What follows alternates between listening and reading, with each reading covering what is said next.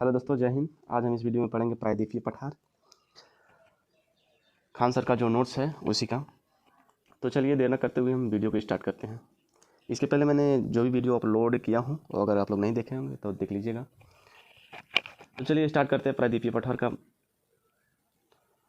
प्रायद्वीपीय पठार यह 1300 से 1600 करोड़ वर्ष पुराना है। भारत पहले मक्का रेखा पर था। यह एक साल में 5 सेंटीमीटर खींच सकता है। धीरे धीरे भारत खींच सकता है और जाकर तेठी सागर से टकरा गया और वह हिमालय का निर्माण हुआ। जब टकराए तो वह गड्ढा हो गया। हिमालय से बहुत सी नदियाँ निकलती है और जितना कंकड़ पत्थर लाई वह उस गड्ढे में भरती गई।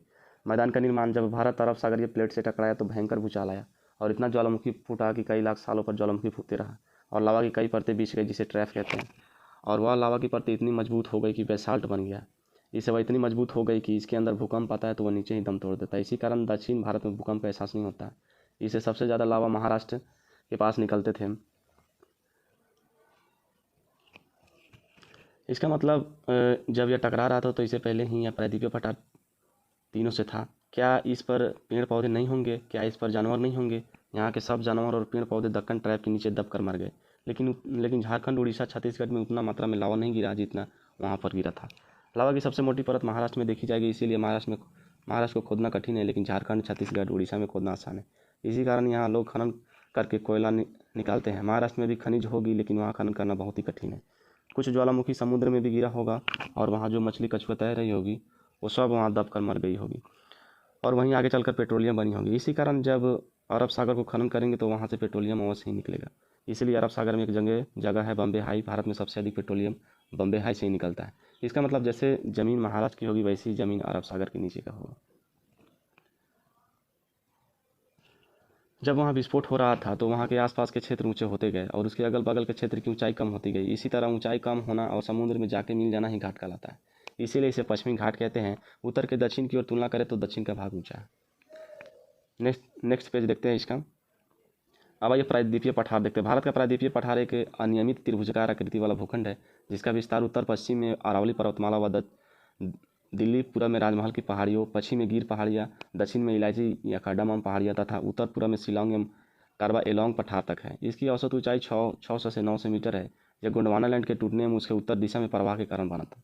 अतः यह प्राचीनतम भूभाग पैंजिया का एक हिस्सा है, जो पुराने क्रिस्टलीय, आग्नेय तथा रूपांतरित शैलों से बना है। सामान्यतः प्रायद्वीप की ऊंचाई पश्चिम से पूरब की ओर कम होती चली जाती है। यही कारण है कि प्रायद्वीपीय पठार की अधिकांश का बहाव पश्चिम से पूरब की ओर होता है।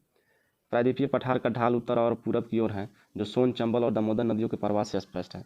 दक्षिण भाग में इसका ढाल पश्चिम से पूरब की ओर है, जो गोदावरी, कृष्ण, महानदी, कावेरी नदियों के प्रवाह से स्पष्ट है। प्रायद्वीपीय नदियों में नर्मदा एवं ताप्ती नदी अपवाद है, क्योंकि इनके बहने की दिशा पूरब से पश्चिम की ओर होता है। ऐसा भ्रंश घाटी से होकर बहने के कारण प्रायद्वीपीय पठार को पठारों का पठार कहते हैं, क्योंकि यह अनेक पठारों से मिलकर बना हुआ। केंद्रीय उच्च भूमि, पूर्वी पठार, उत्तर पूर्वी पठार, दक्कन का पठार। गुजरात की प्रमुख पहाड़ियाँ उत्तर से दक्षिण क्रम में इस प्रकार है: कच्छ पहाड़ी, मांडव पहाड़ी, वर्धा पहाड़ी, गिरनार पहाड़ी, गिर पहाड़ी। यह उत्तर से दक्षिण के क्रम में है। यहाँ पे सिंबल दिया है बुंदेलखंड का पठार, मालवा का पठार। इसे आप लोग देख लीजिएगा। बुंदेलखंड, छोटा नागपुर पर सबका मैप दिया गया है। अब यहाँ देखते हैं केंद्रीय उच्च भूमि। केंद्रीय उच्च भूमि के अंतर्गत निम्नलिखित क्षेत्र को शामिल किया जाता है: अरावली पर्वत श्रेणी, मेवाड़ का पठार, मालवा का पठार, विंध्य श्रेणी, बुंदेलखंड का पठार और सतपुड़ा श्रेणी। अब आइए अरावली पर्वत श्रेणी को देखते हैं। अरावली पर्वत का विस्तार उत्तर पूर्व में दिल्ली रिज से लेकर दक्षिण पश्चिम में गुजरात के पालनपुर तक लगभग 800 किलोमीटर है। यह प्राचीनतम मुर्दार अवशिष्ट पर्वत का उदाहरण है, जो राजस्थान बांगर को केंद्रीय उच्च भूमि से अलग करने वाली संरचना है। इसकी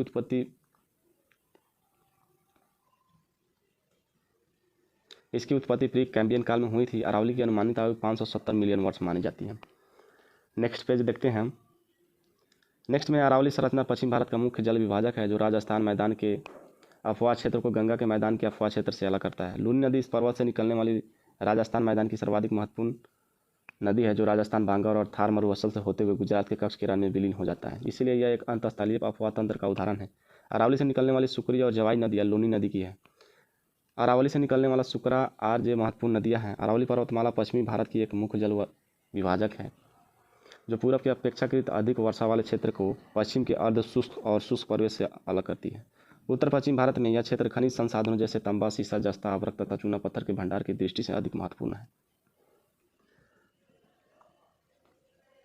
अरावली पर्वत का सर्वोच्च शिखर गुरु शिखर है, जो आबू पहाड़ियों पर स्थित है। इसी आबू पहाड़ियों में जैनियों का प्रसिद्ध धर्मस्थल दिलवाड़ा जैन मंदिर स्थित है, जबकि अन्य शिखर कुंभलगढ़ है। मेवाड़ का पठार।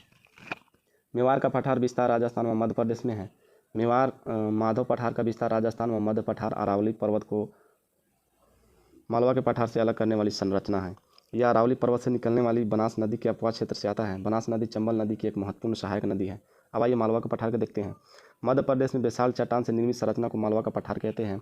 मालवा पठार राजस्थान में हड़ौती का पठार कहते हैं। इसका विस्तार दक्षिण में बिंदु संरचना, उत्तर में ग्वालियर क्षेत्र, पूर्व में बुंदेलखंड व बघेलखंड तथा पश्चिम में मेवाड़ पठारी क्षेत्र तक है। यह विशाल चट्टानों से अपक्षरण के कारण काली मृदा का विकास हुआ, इसीलिए मालवा पठारी क्षेत्र कपास की कृषि के लिए क्या है, अत्यधिक उपयोगी है।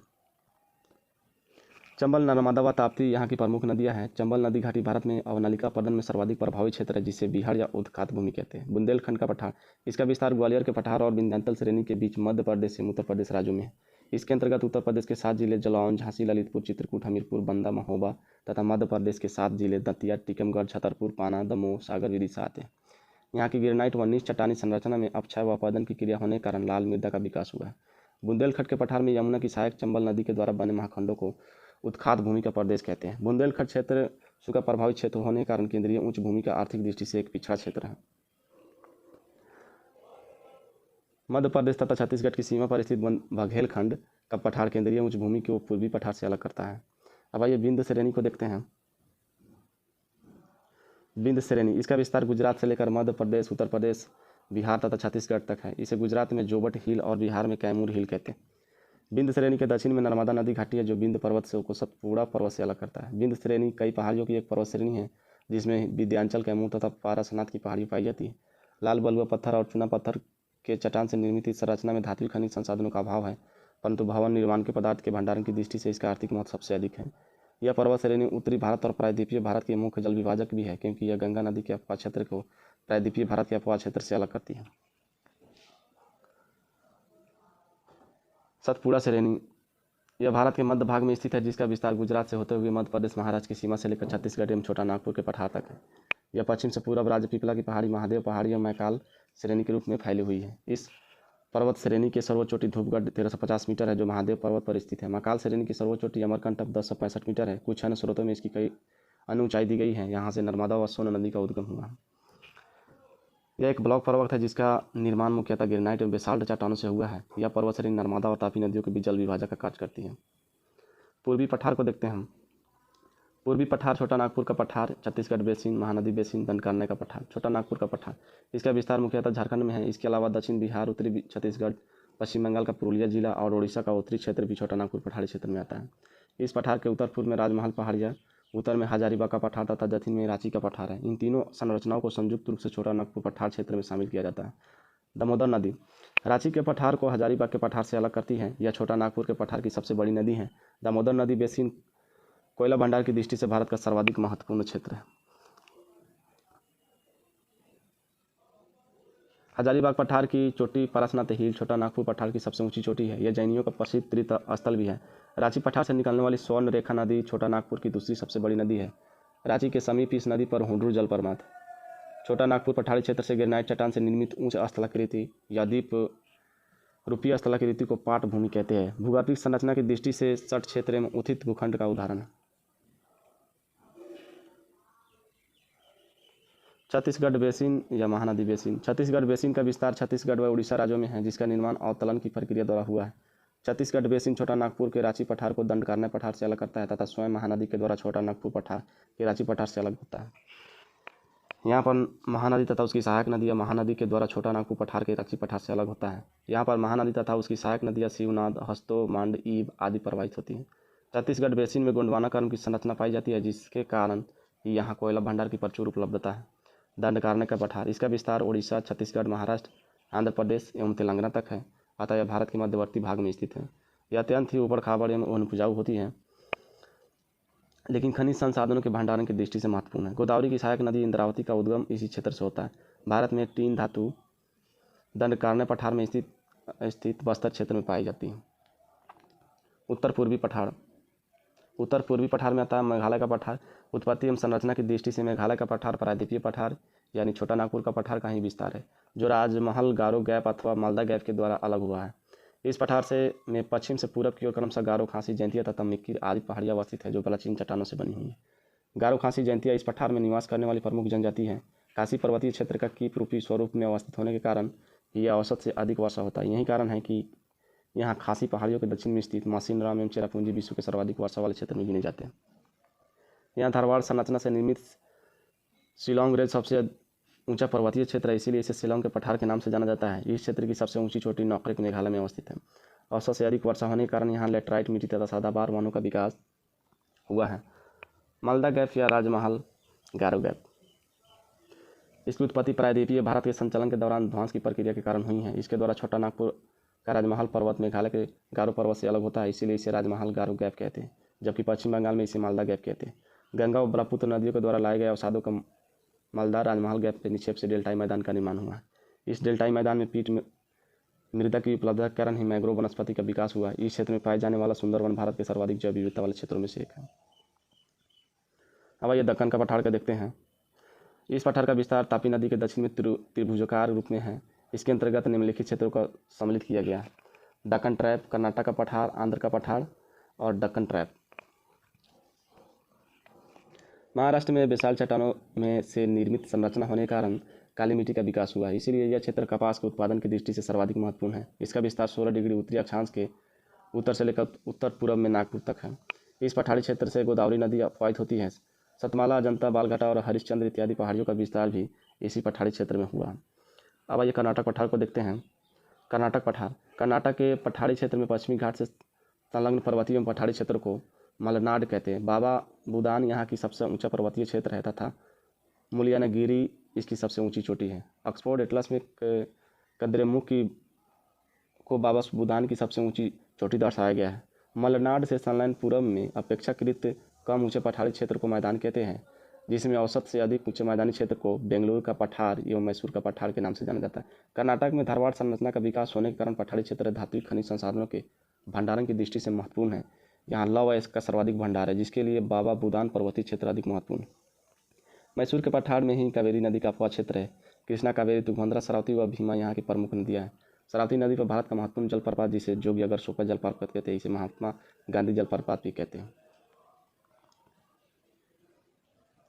अब यह कुंचिकल जलप्रपात भारत का सबसे ऊंचा जलप्रपात 455 मीटर है, जो कि शिमोगा जिले कर्नाटक में वराही नदी पर है। वर्तमान स्रोतों के आधार पर आंध्र का पठार, आंध्र के पठार के अंतर्गत रायलसीमा का पठार तथा तेलंगाना के पठार को शामिल किया गया है। कृष्णा नदी बेसिन के दक्षिण के पठारी क्षेत्र को रायलसीमा का पठार कहते हैं, जहां वेलिकोंडा, पालकोंडा और नल्लामलाई पर्वतों का विस्तार है, जबकि कृष्णा नदी बेसिन के उत्तर में स्थित पठारी क्षेत्र को तेलंगाना का पठार कहते हैं। तेलंगाना के पठार का ऊपरी हिस्सा पठारी तथा दक्षिणी हिस्सा उपजाऊ मैदान है। कृष्णा और गोदावरी नदी बेसिन के मध्य में कोलोरी झील अवस्थित है, जो एशिया की सबसे बड़ी दलदली भूमि है। दक्षिण पर्वतीय क्षेत्रों के अंतर्गत केरल एवं तमिलनाडु की सीमा पर स्थित नीलगिरी, अन्नामलाई, काडामन तथा तमिलनाडु में स्थित पालन पहाड़ियाँ आता है। डोडा बेटा नीलगिरी पर्वत की सबसे ऊंची चोटी है, जबकि माकुर्ती इसकी दूसरी सबसे ऊंची चोटी है। प्रसिद्ध पर्यटक स्थल उडगमंडल या ऊटी नीलगिरी में ही अवस्थित है।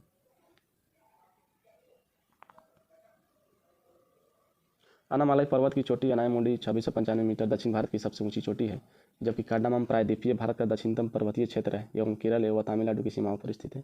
नीलगिरी और अन्नामलाई के बीच पालघाट दर्रा स्थित है, जो पलक्कड़ को कोयम्बटूर से जोड़ता है, जबकि अन्नामलाई और कार्डामम के बीच सेनकोटा दर्रा अवस्थित है, जो तिरुवनंतपुरम को मदुरै से जोड़ता है। प्रसिद्ध पर्यटन स्थल कोडाइकनाल पालनी पहाड़ियों में ही स्थित है।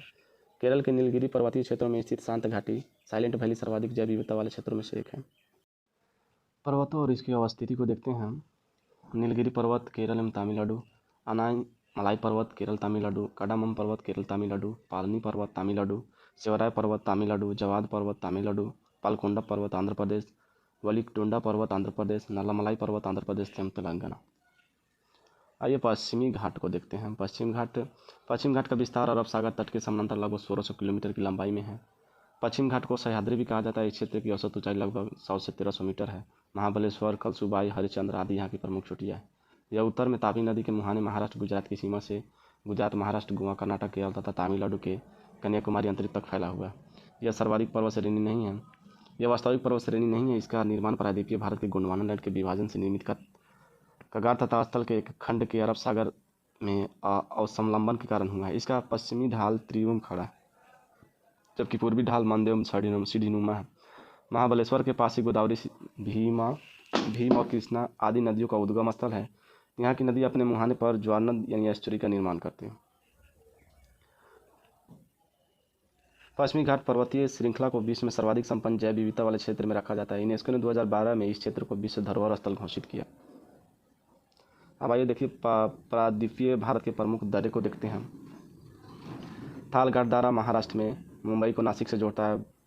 भोरघाट दारा महाराष्ट्र में है जो मुंबई को पुणे से जोड़ता है। पालघाट दारा केरल में है जो पलक्कड़, कोयम्बटूर, नीलगिरी और अन्नामलाई पहाड़ियों के मध्य स्थित है। इसके बाद सेनकोटा गैप है जो केरल में है, तिरुवनंतपुरम को मदुरई से जोड़ता है। पश्चिमी घाट की प्रमुख पहाड़ियों का क्रम उत्तर से दक्षिण में है। नीलगिरी पहाड़ी, अन्नामलाई पहाड़ी, इलायची पहाड़ी। आइए पूर्वी घाट को देखते हैं। पूर्वी घाट भारत के पूर्वी घाट एक असतत श्रृंखला के रूप में उड़ीसा से लेकर तमिलनाडु तक विस्तृत है।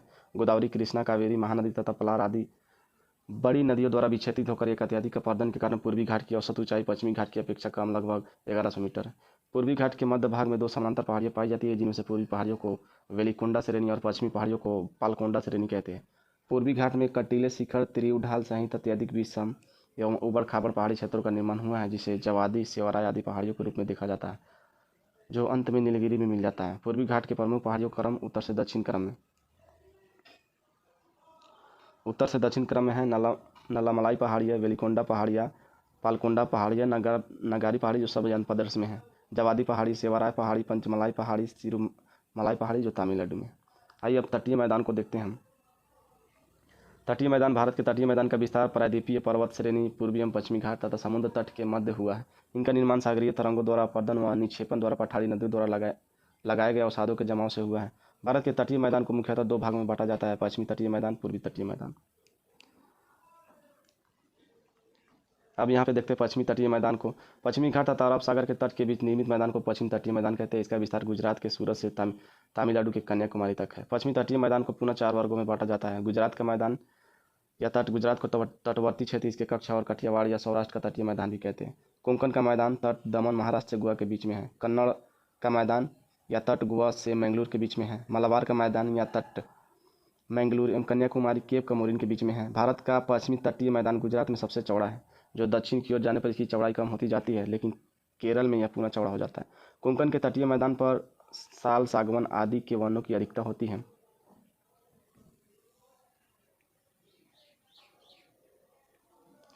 कन्नड़ के तटीय मैदान का निर्माण प्राचीन रूपांतरित चट्टानों से हुआ है, जिस पर गर्म मसाले, सुपारी, नारियल आदि की कृषि की जाती है।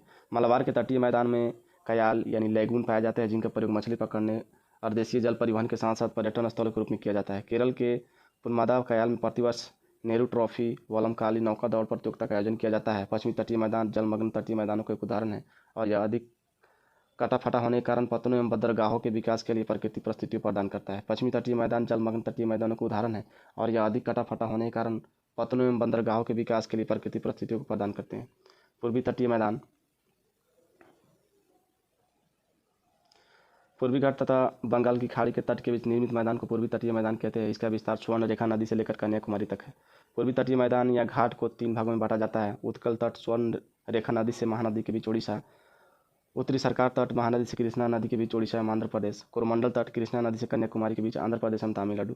पूर्वी तटीय मैदान को दक्षिण पश्चिम मानसून और उत्तर पूर्व मानसून दोनों मानसूनों से वर्षा की प्राप्ति होती है। इस क्षेत्र में चिकनी मिट्टी की प्रधानता के कारण चावल की खेती अधिक की जाती है। पूर्वी तटीय मैदान में गोदावरी व कृष्ण नदियों के डेल्टा में कोलेरी झील स्थित है। चिल्का व पुलिकट लैगून झीलों में भी पूर्वी तटीय मैदान की नदियाँ अपने मुहाने पर एस्चुरी न बनाकर डेल्टा का निर्माण करती हैं।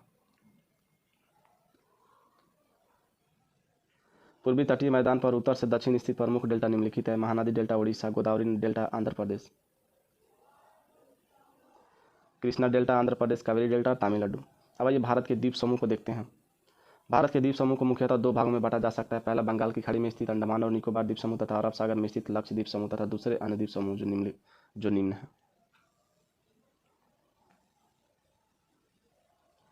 अंडमान एवं निकोबार, लक्षद्वीप। अन्य द्वीप में आता है श्रीहरिकोटा, पंबन द्वीप, निमूर द्वीप, मरबुल कलाम द्वीप, व्हीलर द्वीप, माजुली द्वीप, नदी द्वीप। अब आइए अंडमान एवं निकोबार द्वीप समूह को देखते हैं। अंडमान एवं निकोबार द्वीप समूह बंगाल की खाड़ी में अवस्थित है। यह लगभग 572 छोटे बड़े द्वीपों से मिलकर बना है। मुख्यतः ये द्वीप समुद्र में जलमग्न पर्वतों के भाग है। कुछ द्वीपों की उत्पत्ति ज्वालामुखी क्रिया से जुड़ी हुई है। 10 डिग्री उत्तरी अक्षांश यानी 10 डिग्री चैनल अंडमान द्वीपों को निकोबार द्वीप से अलग करता है। अंडमान निकोबार द्वीपों का समूह है। उत्तरी अंडमान, मध्य अंडमान, दक्षिणी अंडमान और लिटिल अंडमान। इस द्वीप समूह की मुख्य पर्वत चोटियों में सैंडल पीक उत्तरी अंडमान लगभग 738 मीटर, माउंट डिओवेली मध्य अंडमान 515 मीटर, माउंट कोयोबो दक्षिण अंडमान लगभग 460 मीटर और माउंट थ्विलर ग्रेट निकोबार 642 मीटर शामिल है। अंडमान एवं निकोबार की राजधानी पोर्ट ब्लेयर है जो दक्षिण अंडमान द्वीप पर स्थित है। यहीं पर प्रसिद्ध है। कोको स्टेट अंडमान उत्तरी अंडमान के उत्तर में स्थित है जो अंडमान को म्यांमार के कोको द्वीप समूह से अलग करता है। दक्षिण अंडमान एवं लिटिल अंडमान के बीच डंकन पास पाया जाता है। मध्य अंडमान के पूर्व में बैरन द्वीप स्थित है जो भारत का एकमात्र सक्रिय ज्वालामुखी है, जबकि उत्तरी अंडमान के पूर्व में स्थित नारकोंडम एक सुषुप्त ज्वालामुखी द्वीप है। निकोबार भी कई द्वीपों का समूह है जैसे car Nicobar, little Nicobar, great Nicobar. 6 degree channel great Nicobar को सुमात्रा से अलग करता है। ग्रेट निकोबार द्वीप भौगोलिक रूप से इंडोनेशिया के सुमात्रा द्वीप के सबसे निकट अवस्थित क्षेत्र है। भारत का दक्षिणतम बिंदु इंदिरा पॉइंट है जो ग्रेट निकोबार के दक्षिण में स्थित 2004 की सुनामी के कारण यह जल में डूब गया था। इंदिरा पॉइंट का अन्य नाम पिग्मेलियन पॉइंट है। अंडमान एवं निकोबार द्वीप समूह की सर्वोच्च चोटी सैंडल पीक है जो उत्तरी अंडमान में स्थित है, तथा माउंट थ्विलियर अंडमान एवं निकोबार की दूसरी सबसे ऊंची पर्वत चोटी है जो ग्रेट निकोबार द्वीप समूह पर स्थित है। यहाँ जारवा, सोम्पेन आदि प्रमुख जनजातियों के लोग आज भी अपने आदिम स्थिति में जीवन यापन करते हैं। वर्ष 2014 के 16वीं लोकसभा चुनाव में पहली बार सोम्पेन जनजाति ने मतदान किया था। लक्षद्वीप समूह को देखते हैं हम। लक्षद्वीप अरब सागर में परवाल भीतियों द्वारा निर्मित द्वीप समूह है। यहाँ द्वीपों की कुल संख्या 36 है, जबकि इनमें से केवल 10 ही आबादी है। कवारती लक्षद्वीप की राजधानी है जो 9 डिग्री चैनल के उत्तर में स्थित है। 9 डिग्री चैनल मिनिकॉय को लक्षद्वीप के अन्य द्वीपों से अलग करता है। मिनिकॉय अन्य स्रोतों में एंड्रोट मिनिकॉय को बोला जाता है, लक्षद्वीप का सबसे बड़ा द्वीप। 8 डिग्री चैनल लक्षद्वीप को मालदीव से अलग करता है। अन्य द्वीप में आता है श्रीहरिकोटा, जैसे आंध्र प्रदेश के तट पर अवस्थित है। इस द्वीप पर भारत का एकमात्र उपग्रह प्रक्षेपण केंद्र सतीश धवन अंतरिक्ष केंद्र स्थित है। श्रीहरिकोटा पुलिकट झील को बंगाल की खाड़ी से अलग करता है। पुलिकट झील आंध्र प्रदेश एवं तमिलनाडु राज्य की सीमाओं पर स्थित है। पंबन द्वीप यह आदम ब्रिज अथवा राम सेतु का ही भाग है तथा भारत एवं श्रीलंका के बीच स्थित है। पंबन द्वीप पर ही रामेश्वरम स्थित है। यह मन्नार की खाड़ी में अवस्थित है। न्यू मूर द्वीप यह बंगाल की खाड़ी में भारत एवं बांग्लादेश की सीमा पर अवस्थित है, जिसके कारण इस पर अधिकार को लेकर दोनों देशों के बीच उठे विवाद के चलते इस दोनों के देश के बीच बांट दिया गया। भारत के हिस्से में आए इस द्वीप का अधिकांश भाग जलमग्न अवस्था में है। अबुल कलाम द्वीप व्हीलर द्वीप अबुल कलाम द्वीप को व्हीलर द्वीप कहते हैं। यह उड़ीसा के सागर तट से परे और राजधानी भुवनेश्वर से लगभग 150 किलोमीटर की दूरी पर स्थित एक द्वीप है। इसका पुराना नाम व्हीलर द्वीप था। इसका प्रयोग भारत अपने पास्त्र कार्यक्रम के परीक्षण के रूप में करता है। अब आइए माजुली द्वीप। माजुली द्वीप दुनिया का सबसे बड़ा नदी द्वीप है जो असम में ब्रह्मपुत्र नदी के मध्य में बसा है। यह अपनी जैव विविधता के लिए प्रसिद्ध है। यहाँ की जनसंख्या साधन है। हाल ही में माजुली को असम का 35वां जिला घोषित किया गया है। इसके साथ ही वह देश का पहला द्वीपीय जिला बन गया है। अन्य संबंधित तथ्य: कच्छ की खाड़ी अलग करती है कच्छ तथा काठियावाड़ प्रायद्वीप को। खंबात की खाड़ी अलग करती है काठियावाड़ प्रायद्वीप को गुजरात के मुख्य भूमि से। नर्मदा तथा ताप्ती नदियों के मुहाने पर अवस्थित द्वीप क्रमशः आलिया बेट तथा खारिया बेट है। वेलिंगटन द्वीप कोची शहर यानी केरल का भाग है। भारत का शीत मरुस्थल लद्दाख को कहा जाता है। पश्चिम घाट की सबसे ऊंची चोटी अनायमुड़ी 2695 मीटर है। दक्षिण भारत की सबसे ऊंची चोटी अनायमुड़ी है। पूर्वी घाट की सबसे ऊंची चोटी महेंद्रगिरी उड़ीसा। कुछ अन्य स्रोतों में इसका जिंदागढ़ आंध्र प्रदेश भी मिलता है। गडजात की पहाड़ियाँ उड़ीसा में स्थित है। महाराष्ट्र की सबसे ऊंची चोटी कलसुबाई है। भारत के हिमालयी राज्य हैं जम्मू कश्मीर, हिमाचल प्रदेश, उत्तराखंड, सिक्किम, अरुणाचल प्रदेश, मेघालय, नागालैंड, मणिपुर, त्रिपुरा, असम एवं पश्चिम बंगाल। भारतीय मरुस्थल: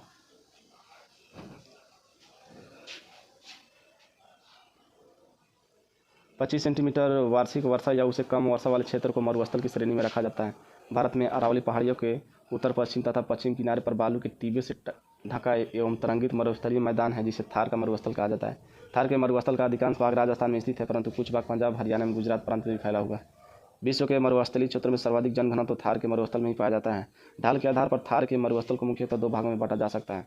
उत्तरी भाग जिसका ढाल पाकिस्तान के सिंध प्रांत की ओर है, दक्षिणी भाग जिसका ढाल कच्छ के रण की ओर है। कच्छ के रण को सफेद मरुस्थल भी कहा जाता है। यह क्षेत्र नमकीन दलदल से निर्मित है जो हजारों वर्ग किलोमीटर क्षेत्र में फैला हुआ है।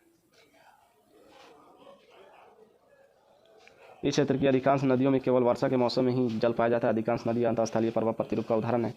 लोनी इस क्षेत्र का प्रमुख नदी है। इस क्षेत्र की भूगर्भिक चट्टानी संरचना प्रायद्वीपीय पठार का ही विस्तार है, किंतु यहाँ की धरातलीय स्थलाकृतिक भौतिक अक्षय एवं पवनों द्वारा निर्मित होती है, जैसे रेत के टीले, बरखान, छत्रक आदि। तो दोस्तों इस वीडियो में इतना ही, फिर मिलेंगे अगले वीडियो में जियोलॉजी लेकर आएंगे। तब तक के लिए धन्यवाद, जय हिंद।